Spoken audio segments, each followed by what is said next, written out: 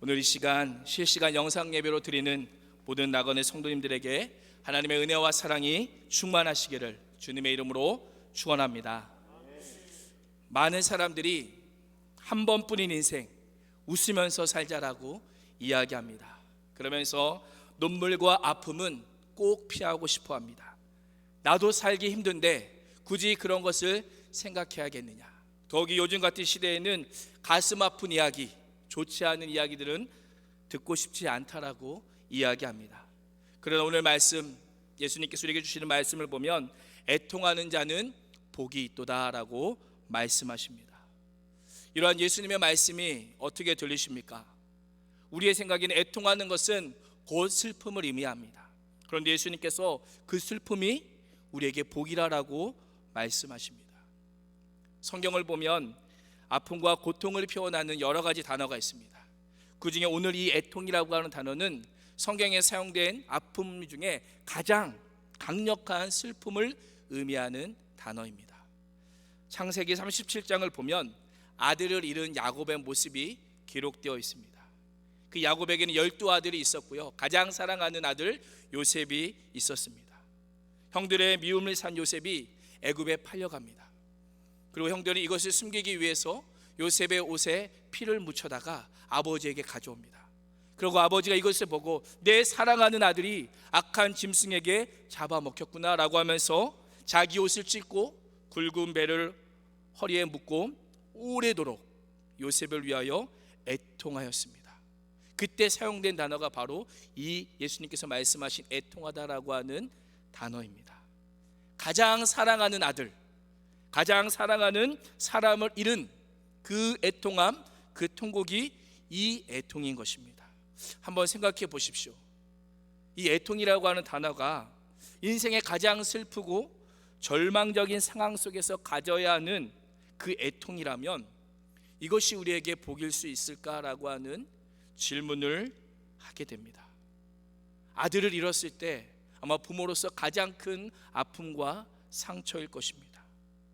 예수님께서 말씀하시는 것이 우리가 날마다 이렇게 살아야 되는 것일까라고 하는 질문 앞에 그렇지 않음을 우리는 알 수 있습니다.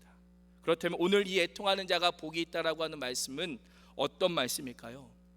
그것은 3절에 심령의 가난함과 연결이 되어 있습니다. 제가 지난주에 말씀드렸듯이 심령의 가난함이란 영적인 절대적인 빈곤에 시달려서 오늘도 하나님의 은혜가 아니면 나는 살아갈 수 없는 자입니다 라고 하는 것이 심령의 가난함이라고 말씀드렸습니다. 하나님께서 지금 당장 나를 만져주시지 않으면 죽을 수밖에 없습니다 라고 고백하는 그 인생이 심령이 가난한 인생입니다. 사슴이 시냇물을 찾기에 뜨거운 강야를 헤매는 것처럼 내 영혼이 주를 찾기에 갈급하나이다 라고 고백하는 그 인생이 심령이 가난한 인생입니다. 이러한 마음, 이러한 심령의 가난한 마음을 가지고 있는 사람에게 가장 먼저 일어나는 반응이 무엇이냐면 바로 애통함입니다. 하나님의 은혜 아니면 살 수 없습니다. 내 영혼이 오직 주를 갈망합니다 라고 고백했지만 우리의 삶을 보고 내 내면을 보니까 여전히 죄악이 남아있는 것입니다. 여전히 내 영혼이 타락하고 부패하고 주님 앞에 찌들어 있는 죄인임을 발견한 것입니다.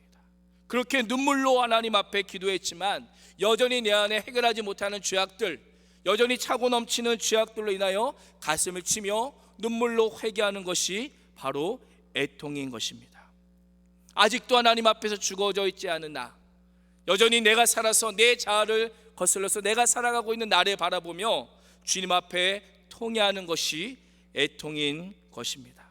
마치 그 야곱처럼 내가 가장 사랑하는 아들이 죽어서 애통해하는 것처럼 내가 주님 앞에 죽지 못해서 내 영혼이 살아있고 내 자아가 살아있어서 주님 앞에 이 가슴을 치며 통회하며 후회하고 애통하는 것, 그것이 오늘 예수님께서 말씀하시는 애통함이라고 하는 것입니다. 믿음의 선배들에게는 이런 애통함이 있었습니다. 자신의 죄악에 대한 통회와 회개에 대한 슬픔이 있었습니다. 1907년 1월 2일부터 15일까지 평양의 장대현 교회에서 부흥사경회가 열렸습니다. 저녁 집회에 약 한 1,500여 명이 참석했습니다. 은혜 가운데 집회가 계속되던 중에 14일 저녁 성령의 은혜를 경험한 길성주 장로님이 자신의 죄를 회개하기 시작합니다. 하나님, 저는 아간 같은 놈입니다. 친구가 죽어가면서 아내 대신에 재산을 정리해달라고 했는데 제가 그 돈을 가로챘습니다. 하나님, 죄의 죄악을 깨끗하게 용서하여 주시옵소서라고 그 장로님이 기도했습니다. 그 장로님의 회개 기도가 있은 후에 하나둘씩 성도들 가운데 죄를 고백하기 시작했습니다. 병들어 아파하는 마누라를 보면서 매일 술만 마시면서 저 옆에 내 빨리 죽어라 하며 저주했던 나의 모습을 회개합니다.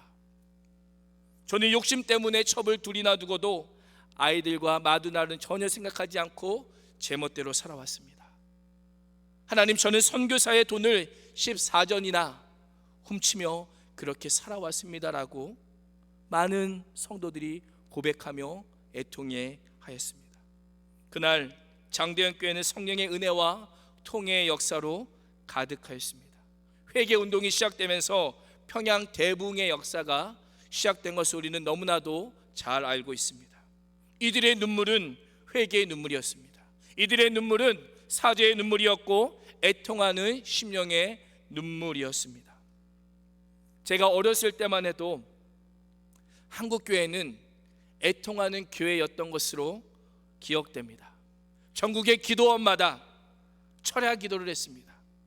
또한 전국의 산마다 주의 이름을 부르고 나무를 부여잡고 기도했던 그 모습이 아버지를 따라 기도원에 갔던 제 머리에도 생생하게 기억이 납니다.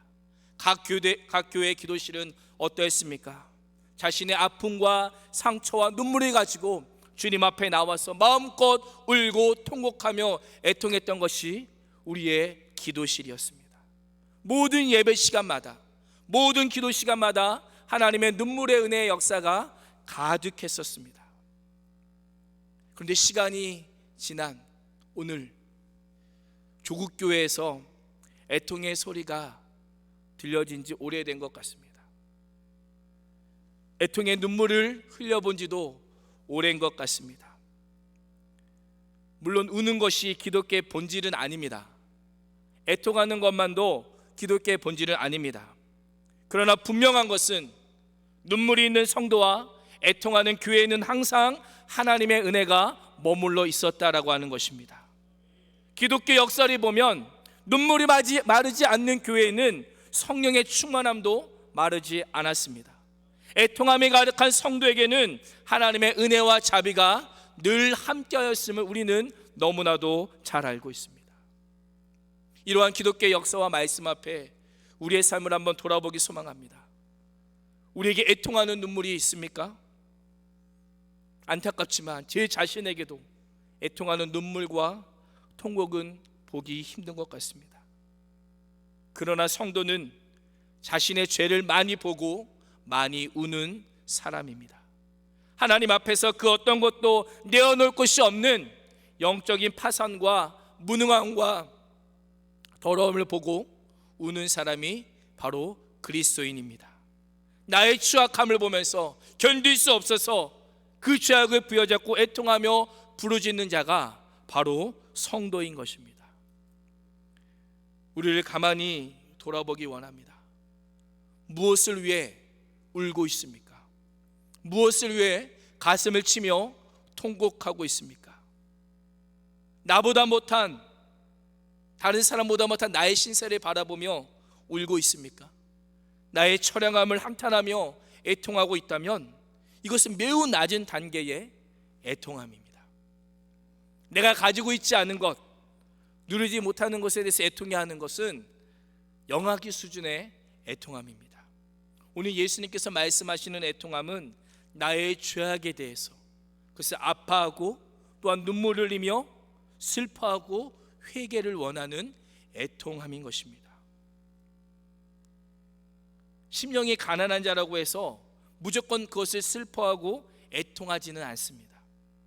나는 죄인입니다, 하나님의 은혜가 아니면 살 수 없습니다라고 고백하는 것과 통회함은 별개라는 것입니다. 다시 말씀드리면 심령이 가난하지만 통회하지 않는 사람이 있습니다. 하나님 앞에 나오는 죄인입니다라고 고백하지만 애통하지 않을 수 있습니다. 정말 우리가 애통하고 통회하는 자라면 내 심령이 가난합니다 라고 하는 고백과 함께 나의 죄악에 대한 그 상한 마음과 회개가 반드시 동반되어야 합니다. 그것이 성경이 말하는 회개입니다. 나의 죄악에 대한 아픔과 그것을 돌이키겠다라고 하는 마음의 태도, 의지적인 돌이킴이 성경이 말하는 회개인 것입니다. 성경에서 상한 마음과 함께 회개했던 대표적인 인물이 바로 다윗입니다. 다윗은 우리아라고 하는 장군을 전쟁터에 내보내고 자신은 한걸어이 시간을 보내다가 목욕하는 밧세바라고 하는 여인의 아름다움을 보고 그 여인과 동침하게 됩니다. 그리고 그것을 알게 된 나단 선지자가 찾아와서 이 다윗의 죄를 지적합니다. 어떤 성에 두 사람이 살고 있는데 한 사람은 양과 소가 아주 많은 부자였습니다. 그러나 한 사람은 정말 가난해서 자기가 사다 키운 그 암양 한 마리가 전부였고 그것을 자신의 새끼 삼아서 자신의 가족 삼아서 그렇게 오순도순 살고 있었습니다. 그러던 어느 날 부잣집에 손님이 찾아오자 그 부자는 자신의 소나 양이 아니라 이 가난한 자의 한 마리밖에 없는 그 양을 잡아다가 그 새끼 양을 잡아다가 그의 전부인 것을 잡아다가 자신의 손님을 대접하였습니다. 그리고 나단 선지자가 다윗 왕에게 묻습니다. 왕이여 어떻게 하시겠습니까? 다윗은 이 말이 듣자 불같이 화를 내면서 그놈을 반드시 죽여라라고 명령을 합니다. 이 말을 들은 나단 선지자가 왕에게 그렇게 이야기합니다. 왕이여 바로 당신이 그 사람입니다. 그러자 다윗이 놀라며 하나님 앞에 기도합니다. 하나님 저는 죄인입니다. 하나님 저는 날 때부터 죄투성이 없고 제가 말하고 행동하는 것 하나하나가 하나님 앞에 죄인이고 죄덩어리입니다라고 고백하면서 하나님 내 안엔 정직한 영이 하나도 없습니다. 하나님 내 안에 정직한 영을 부어주십시오라고 다윗이 기도합니다. 다윗이 왜 이렇게 기도하였을까요? 다윗이 골리앗과 싸울 때는 하나님을 경외하는 자였습니다. 하나님의 이름을 모독하는 자를 무찌르는 엄청난 믿음의 사람이었지만 자신이 죄를 짓는 동안은 자신이 죄인인지를 몰랐던 것입니다. 하나님 앞에 범죄하면서도 그것이 범죄인지 몰랐고 자신의 모습이 하나님 앞에 죄가 되는 줄 전혀 알지 못했던 것입니다. 정말 다윗이 심령이 가난한 자라면 죄를 지을 때에 그 안에는 신한 양심이 다윗을 말렸을 것입니다. 그렇게 하면 안 된다, 그것은 하나님의 방법이 아니라라고 하면서 그 영혼이 주님 앞에 다시금 돌아왔을 겁니다. 그러나 다윗은 죄를 지으면서도 전혀 갈등하지 않았습니다. 매우 자연스럽게 매일 했던 것처럼 그 몸과 마음이 그렇게 반응하였습니다. 이것이 우리의 모습 아닙니까? 어떤 때는 하나님을 신실하게 진실하게 찬양하고 눈물로 기도하고 간구하면서도 실제로 우리의 삶을 보면 죄를 짓는 동안 그것이 죄인지 모릅니다. 목사라고 하는데, 장로라고 하는데, 직분자라고 하는데 하나님 앞에 서 있는 우리의 모습을 보면 전혀 그렇게 보이지 않을 때가 있다라고 하는 것입니다. 죄를 지으면서도 전혀 거리낌이 없고 똑같은 죄를 반복하여 지으면서도 갈등 없이 망설임 없이 죄라는 것이 마치 우리의 몸과 한 몸인 것처럼 그렇게 행동하며 죄를 짓는 우리의 자신을 보게 됩니다. 이런 우리에게 어떤 소망이 있겠습니까? 우리가 영상 예배를 드리면서 그 말씀을 듣고 주신 말씀을 붙잡고 단 한 번도 고민하지 않고 단 한 번도 생각조차 하지 않는다라면 매주 선포되는 그 말씀이 우리에게 어떤 의미가 있겠냐는 것입니다. 그러나 다윗은 달랐습니다. 시편 51편 16절과 17절에서 다윗이 이렇게 고백합니다. 우리 함께 화면을 보시면 함께 읽어보겠습니다. 시작. 주께서는 제사를 기뻐하지 아니하시나니 그렇지 아니하면 내가 드렸을 것이라. 주는 번제를 기뻐하지 아니하시나이다. 하나님께서 구하시는 제사는 상한 심령이라. 하나님이여 상하여 통회하는 마음을 주께서 멸시하지 아니하시리이다. 아멘. 제사가 무엇입니까? 제사란 내가 하나님의 예배함에 있어서 나에게는 아무런 자격이 없습니다라고 하는 그런 표현입니다. 거룩하신 하나님 앞에 그 하나님을 만나기에는 저는 추악한 죄인입니다라고 하는 의미가 바로 제사입니다. 저는 하나님 앞에 설 수 없고 하나님 앞에 서기 위해서는 반드시 이 죄가 해결되어야 합니다라고 하면서 고백하며 드리는 것이 바로 제사인 것입니다. 그러나 애통함이 없는 자들은 나는 지금 수많은 제사를 드렸으니 하나님께서 내 삶을 기뻐 받으시겠지, 내가 이제껏 수많은 제물을 드렸으니 충분하겠지라고 생각합니다. 이것이 애통함이 없는 인간의 어리석음입니다. 우리가 어떻게 예배의 자리에 나오게 되었습니까? 하나님께서 원하시는 충분한 조건과 또한 자격을 갖추었기 때문에 우리가 예배의 자리에 나온 것입니까? 절대 그렇지 않습니다. 하나님 앞에서 자격과 조건을 따진다면 예배의 자리에 나올 수 있는 자는 아무도 없습니다. 우리는 자격이 갖춰져 있고 조건이 되게 나오는 것이 아니라 그저 하나님의 은혜를 구하며 하나님의 자비와 긍휼을 구하며 예배의 자리에 나오는 것입니다. 죄인인 우리가 하나님을 만날 수 있는 유일한 조건이 있다면 하나님 오늘도 나를 불쌍히 여겨 주시옵소서. 오늘도 애통의 눈물로 동냥하는 심령의 가난함과 애통함밖에 없는 것입니다. 우리가 지금 영상 예배를 드리며 우리 스스로에게 던져야 할 가장 중요한 질문이 바로 이것입니다. 우리가 그동안 예배당에서 예배를 드릴 때 어떤 마음의 자세로 예배를 드렸습니까? 매번 반복되는 예배, 수없이 드려지는 제물, 수없이 드려지는 예배 가운데 똑같은 마음과 똑같은 자세로 예배 드렸다면 이 영상 예배를 통하여서 우리의 예배의 태도를 다시 한번 점검해 보기를 소망합니다.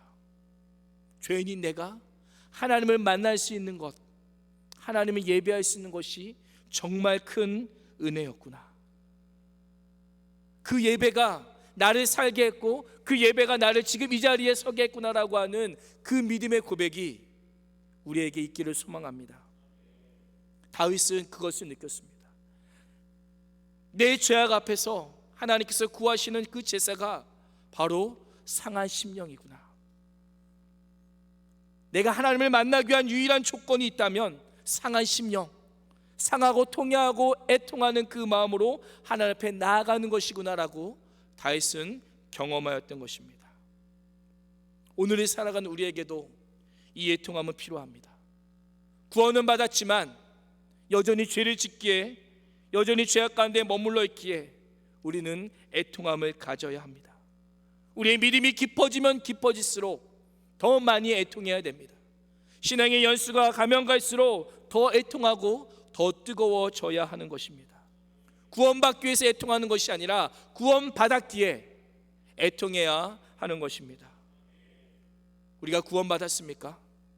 그렇다면 우리의 입술에 통회함의 기도가 있기를 소망합니다. 우리의 마음에는 회개하는 마음이 있기를 소망합니다. 우리의 삶에는 애통함이 살아있기를 소망합니다. 종교개혁의 도화선이 된 마틴 루터의 95개조 방법문을 보면 이러한 내용이 있습니다. 신앙인의 삶이란 끊임없는 회개와 참회를 하는 것이다. 성도의 삶이란 하나님 앞에 끊임없이 회개하고 참회하고 죄에서 돌이켜 하나님께 향하는 것이다라고 이야기하고 있습니다. 왜 이래야 됩니까? 우리가 용서받은 하나님의 자녀이기 때문입니다. 예수 그리스도의 은혜로 구원받은 자녀이기에 끊임없이 회개하고 참회하며 주님 앞에 돌아와야 하는 것입니다.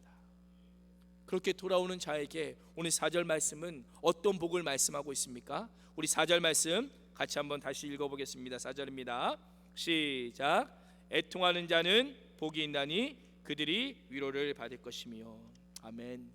그래서 보면 위로하다라고 하는 단어를 보시면 어떻게 되어 있냐, 파라칼레오라고 합니다.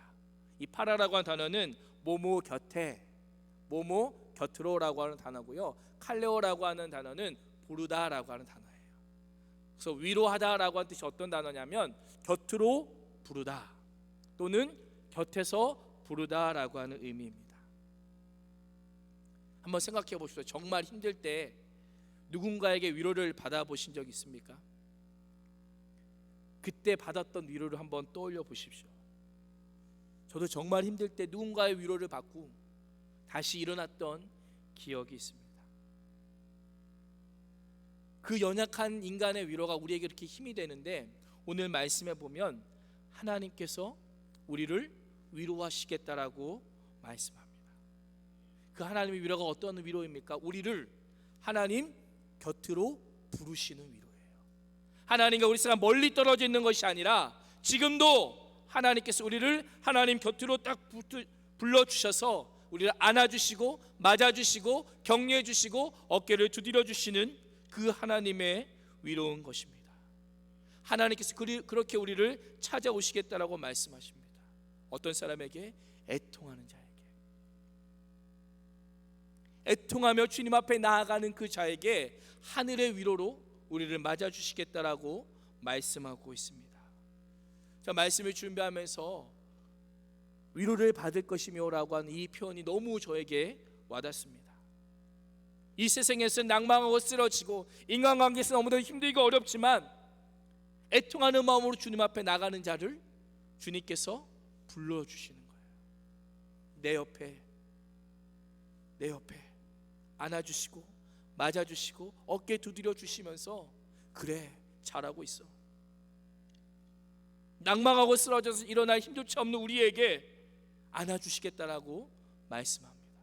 때를 우리가 교만하여져서 방탕하게 살아갈 때 주님 우리를 부르셔서 그건 아니라고, 잘못된 것이라고 말씀하면서 상한 심령을 품으라고 격려하시는 하나님을 다시 한번 이 말씀을 통하여 보게 됩니다. 이러한 모습을 사도 바울은 좀 더 자세히 우리에게 이렇게 말씀합니다. 우리 로마서 5장 2절 말씀 같이 한번 읽어보겠습니다. 로마서 5장 2절입니다. 시작. 또한 그로 말미암아 우리가 믿음으로 서 있는 이 은혜에 들어감을 얻었으며 하나님의 영광을 바라고 즐거워하느니라. 아멘. 여기서 들어가다라고 하는 표현이 중요한데요, 이 표현은 무엇이냐면 가까이 접근하다라고 하는 의미입니다. 배가 항구에 가까이 접근하는 것을 묘사할 때 들어가다라고 하는 단어를 사용합니다. 다시 말하면 우리가 예수 그리스도를 믿음으로 말미암아 예수 그리스도라고 하는 항구에 우리 인생의 배가 들어갈 수 있게 되었다는 거예요. 예수 그리스도를 말미암아 우리의 인생이라고 하는 배가 예수 그리스도 안에 닻을 내리게 되었다라고 말씀합니다. 풍랑이 일 때 그 배가 안전할 수 있는 방법이 무엇입니까? 안전한 항구에 닻을 내리는 거예요. 풍랑이 있는 인생이 참 평안을 얻고 참 위로를 얻을 수 있는 유일한 길이 무엇입니까? 가장 안전한 항구인 예수 그리스도 안에 인생의 닻을 내리는 것입니다. 찬송가 406장 우리가 아까 불렀던 찬양의 가사처럼 풍랑이라도 안전한 포구이신, 폭풍까지도 다스리시는 그 주님 앞에, 그 주님의 팔을 의지하여서 주님 앞에 나아가는 것입니다. 그러면 우리가 어느 곳에 가든지 요동하지 않을 것이다라고 우리는 분명히 고백했고 주님 우리에게 말씀하고 있습니다. 오늘 이 말씀 앞에 우리가 서기를 소망합니다. 우리가 신앙생활에도 위로받지 못하는 이유가 무엇입니까? 안전한 항구이신 예수 그리스도 안에 우리의 인생을 정박하지 않기 때문입니다. 안전한 항구이신 예수 그리스도가 아니라 불안전한 것에 우리의 인생을 묶어놓기 때문에 금세 우리의 인생이 흔들리고 마는 것입니다. 오늘 주님 우리에게 말씀합니다. 애통하는 자가 위로를 얻을 것이다. 나의 죄악을 보고 아파하고 나의 연약함을 보고 슬퍼하고 주님의 인생을 꼭꼭, 주님께 인생에 꼭꼭 붙잡아 놓는 그 자가 하늘의 위로를 얻을 것이다 라고 말씀하고 있습니다. 주께서는 지금도 우리를 주님 곁으로 부르고 계십니다. 애통하며 상한 심령에게 세상이 줄 수 없는 참된 위로를 주시겠다라고 우리에게 말씀합니다. 애통하는 자의 복이 무엇이겠습니까? 하나님의 사랑을 받는 것입니다. 하나님의 위로를 받는 것입니다. 내가 가장 사랑하는 주님이 내 곁에 계셔서 나를 안아주시고 나를 맞아주시고 나를 응원해주시고 나를 격려해주시는 그 사랑을 입는 것, 그것이 애통하는 우리에게 하나님께서 주시는 가장 큰 선물인 것입니다. 이번 한 주도 애통하는 자가 되기를 소망합니다. 세상이 흉흉하고 코로나로 인하여서 많은 분들이 두려워하는 가운데 있지만, 그럼에도 불구하고 하나님의 은혜 아니면 살아갈 수 없습니다라고 하는 그 심령의 가난함으로 주님 앞에 나아가 우리의 죄악을 보고 아파하고 슬퍼하고 눈물로 애통하는 그런 한 주가 되기를 소망합니다. 그 애통하는 인생에게 주님께서 찾아오실 것입니다. 이 세상에 누군가가 줄 수 없는 하늘의 위로로 우리를 위로하시고 맞아 주실 것입니다. 이번 한 주도 그 하나님의 위로와 사랑을 경험하는 한 주 되시기를 주님의 이름으로 축원합니다. 기도하겠습니다. 살아계신 하나님, 하나님의 은혜를 구하며 나아갑니다. 애통하는 자는 복이 있나니 저희가 위로를 얻을 것이며라고 말씀하셨습니다. 하나님, 우리의 죄악의 민낯을 바라보며 주님 앞에 애통하게 하시고 우리의 죄악의 연약함을 바라보며 주님 앞에 돌아오게 하여 주시고, 주님 앞에 설 때에 주의 곁에 앉아 있을 때에 하늘의 위로로 우리를 채워 주시옵소서. 그래서 아버지 하나님, 이 땅에 줄 수 없는 참 기쁨과 은혜가 우리 안에 가득 넘쳐나는 한 주 되게 하여 주시옵소서. 그렇게 일하실 주님을 기대합니다. 오늘도 우리 가운데 역사하시고 일하실 주님을 기대하며 살아계신 예수님의 이름으로 간절히 기도합니다. 아멘. 이 찬송가 413장 찬양하겠습니다.